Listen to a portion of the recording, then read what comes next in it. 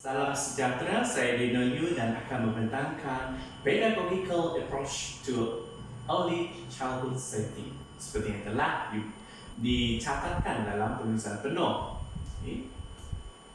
Sebagai pendahuluan, seperti kita tengok, gambar di sini adalah menunjukkan kanak-kanak didikan awal sangat riang-ria dan gembira apabila mereka mendukung ataupun membawa beg sekolah.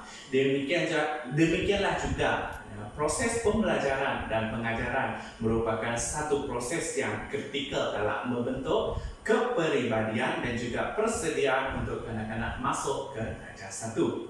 Okay.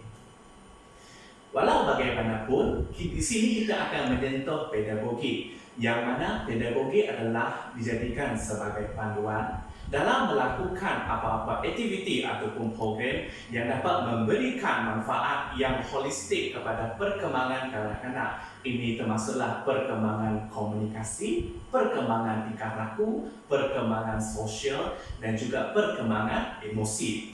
Demikian juga ia akan melihat kepada pendekatan, kaedah dan teknik pengajaran yang akan digunakan oleh seseorang pendidik dalam memberikan ataupun menyampaikan pengajaran kepada seseorang kanak-kanak ataupun kanak-kanak istimewa ataupun kanak-kanak yang berkeperluan khas. Seterusnya kita akan melihat perbezaan antara pendekatan, kaedah dan juga teknik pengajaran. Okay. Jadual berikut jelas menunjukkan bahawa terdapat perbezaan yang kita lihat antara pendekatan, kaedah dan juga teknik pengajaran. Pendekatan merupakan ataupun sesuatu yang memiliki prinsip ataupun model tertentu yang berlandaskan teori. Oleh itu, seseorang pendidik haruslah melihat kepada ataupun mendalami sesuatu teori sebelum mereka memilih pendekatan yang sesuai kepada semasa menyampaikan pengajaran kepada seseorang kanak-kanak. Seterusnya adalah melihat kepada kaedah. Kaedah merupakan satu siri tindakan seseorang pendidik yang sistematik, dan kaedah juga merupakan satu usaha keseluruhan yang terdiri daripada prosedur yang tersusun berdasarkan pendekatan yang telah dipilih. Kalau kita lihat di sini, kaedah tersebut haruslah dipilih mengikut kesesuaian pendekatan, dan pendidik haruslah mempunyai ilmu ataupun maklumat yang terperinci dalam memilih kaedah yang bersesuaian dengan pengajaran yang akan disampaikan bersama kanak-kanak awal. Seterusnya adalah melihat kepada teknik. Teknik merupakan satu kemahiran seseorang pendidik dalam mengendalikan atau melaksanakan proses pembelajaran yang telah dirancang. Okay. Ketiga-tiga aspek ini penting apabila seseorang pendidik merangka plan pembelajaran mereka, yang mana dengan perancangan yang sistematik ia akan memudahkan seseorang pendidik untuk menyampaikan ataupun memberikan pendedahan kepada seseorang kanak-kanak, yang mana pendedahan ataupun pengajaran tersebut haruslah meliputi ataupun memberikan perkembangan yang holistik. Okay. Dalam penulisan ini saya telah menggunakan pendekatan individu kepada responden ataupun subjek sebagai laporan ataupun yang kita kongsikan pada hari ini. So, pendekatan individu ini adalah bertujuan untuk mengumpulkan sifat-sifat ataupun watak positif individu dan menghapuskan kekurangan dalam tingkah laku. Bersesuaian dengan subjek kita adalah subjek kita merupakan kanak-kanak yang keperluan khas, yaitu kanak-kanak autisma. So di sini seiring dengan objektif dalam memberikan intervensi ataupun pendidikan kepada kanak-kanak autisma, yang mana kita ingin menghapuskan ataupun mengurangkan tingkah laku yang negatif pada diri seseorang kanak-kanak itu dengan meningkatkan tingkah laku yang positif. Okay, ini dilihat sama ada dari segi komunikasi, interaksi dan juga tingkah laku kanak-kanak tersebut. Dalam masa yang sama, pendidikan individu juga adalah digunakan sebagai latihan yang mana memerlukan orang dewasa, iaitu kita sebagai pendidik, untuk banyakkan bersabar serta mempunyai keupayaan yang betul-betul untuk memahami perangai ataupun pelbagai manifestasi tingkah laku seseorang kanak-kanak. Harus diingatkan bahawa apabila kita berhadapan dengan kanak-kanak yang istimewa, khasnya bagi kanak-kanak autisma, kaedah ataupun pendekatan, teknik dan juga kaedah yang kita gunakan masih bersandarkan kepada sains tingkah laku, yang mana setiap apabila dia melibatkan perkataan sains, so hipotesis masih kita perlukan, yang mana apabila kita menggunakan teknik ini ataupun kaedah ini, adakah ia bersesuaian dengan kanak-kanak A, manakala teknik ini adakah ia bersesuaian kepada kanak-kanak B. Dan tidak semua teknik yang sama akan bersesuaian dengan setiap kanak-kanak tersebut. Seterusnya adalah kita melihat kepada kaedah pembelajaran. Terdapat berbagai kaedah pembelajaran yang dapat kita gunakan dalam menyampaikan pengajaran kepada kanak-kanak awal. Contohnya adalah dengan kaedah bermain, kaedah projek. Kalau kita lihat di sini adalah projek kereta yang mana menggunakan barangan terpakai. So manakala kaedah bermain, so kita boleh meletakkan beberapa matlamat, sama ada kita ingin meletakkan objektif untuk melihat perkembangan komunikasi,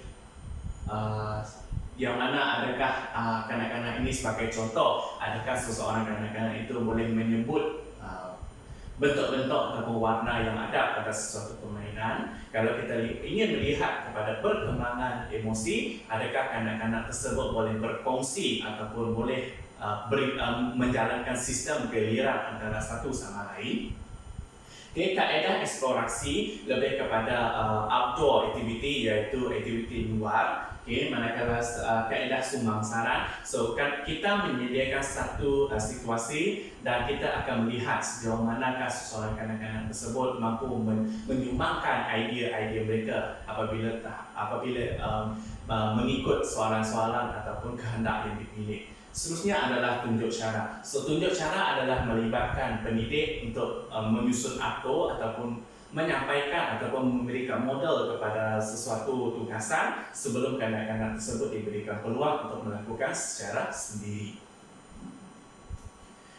Seterusnya kita akan melihat kepada teknik pembelajaran. So di sini saya akan menyentuh terhadap beberapa teknik. Seperti yang kita lihat sini adalah merupakan teknik soal jawab. So teknik soal jawab kebiasaannya digunakan dalam kalangan pendidik bersama kanak-kanak awal, yang mana contohnya soalan yang kemungkinan kita akan gunakan.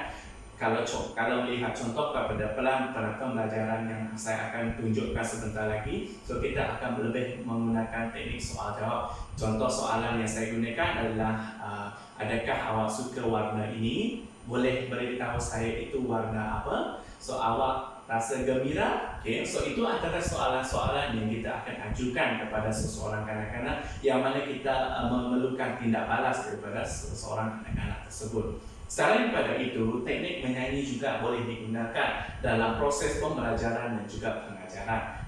Dan teknik menyanyi ini kebiasaan apabila kita ingin mewujudkan suasana yang seronok dan gembira, khasnya bagi kanak-kanak awal. Sebagai contoh, teknik menyanyi yang kita selalu gunakan, ini saya akan nyanyikan in English version yang melibatkan anggota tubuh badan, iaitu head, shoulder, knees and toes. So itu antara teknik pembelajaran yang kita gunakan apabila kita ingin mendedahkan pengetahuan umum terhadap badan kita. Selain pada itu, teknik drama, kuis dan juga penyelesaian masalah juga diketengahkan ataupun didedahkan kepada seseorang kanak-kanak. Bagi penyelesaian masalah, ia lebih melibatkan eksperimen dan juga matematik. Seterusnya adalah kita akan melihat pelan pengajaran. Di sini saya telah memilih topik mix and match. Dan ini adalah antara sedutan ataupun sedikit rangka yang telah saya catatkan dalam pembentangan ini. So, umur kanak-kanak yang dipilih adalah kanak-kanak yang berumur 5 tahun 8 bulan. Dan fokus yang telah diberikan pada pelan pengajaran ini adalah campur dan hasilkan warna. Sebab kita lebih fokuskan kepada eksperimen. Objektif pembelajaran. Terdapat 4 objektif pembelajaran yang akan ataupun bakal dicapai daripada plan pembelajaran ini. Antaranya termasuklah memberikan pendedahan kepada kanak-kanak untuk melakukan eksperimen, meningkatkan komunikasi, sama ada lisan ataupun sama ada komunikasi lisan ataupun bukan lisan, meningkatkan daya kreativiti seseorang kanak-kanak, khususnya adalah meningkatkan motivasi diri. So ini adalah mewujudkan perasaan gembira apabila kanak-kanak ini melakukan sesuatu aktiviti ataupun program yang menarik minat seseorang kanak-kanak. Ini antara gambaran yang kita boleh lihat apabila plan pembelajaran dilakukan bersama kanak-kanak. So ini adalah subjek kita dan ini antara persiapan yang kita lakukan ataupun yang kita akan berikan pilihan. Dan kita juga menyediakan ala-ala profesor lah kononnya ya. So dan kita boleh menanyakan kepada kanak-kanak adakah kanak-kanak tersebut ingin memakai ataupun tidak. So itu adalah pilihan kepada seseorang kanak-kanak. Berikut adalah sedutan video bagi aktiviti ataupun demonstrasi pengajaran. Kita boleh pendengarkanlah suara saya yang tak seberapa.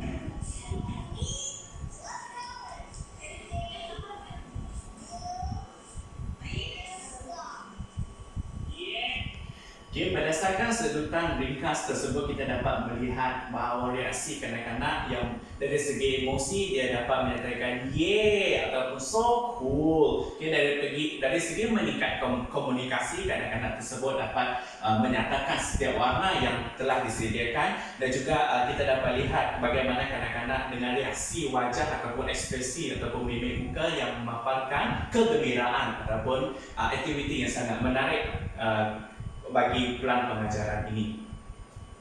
Sebagai kesimpulan, pendidik perlu mempunyai kefahaman yang mendalam terhadap perbezaan pendekatan, kaedah dan juga teknik pembelajaran yang digunakan dalam proses pengajaran kepada kanak-kanak. Khususnya perancangan yang sistematik haruslah dilaksanakan secara konsisten, agar setiap kanak-kanak mendapat input yang menyeluruh daripada pelbagai perkembangan seiring dengan peringkat umur mereka. Sekian, terima kasih.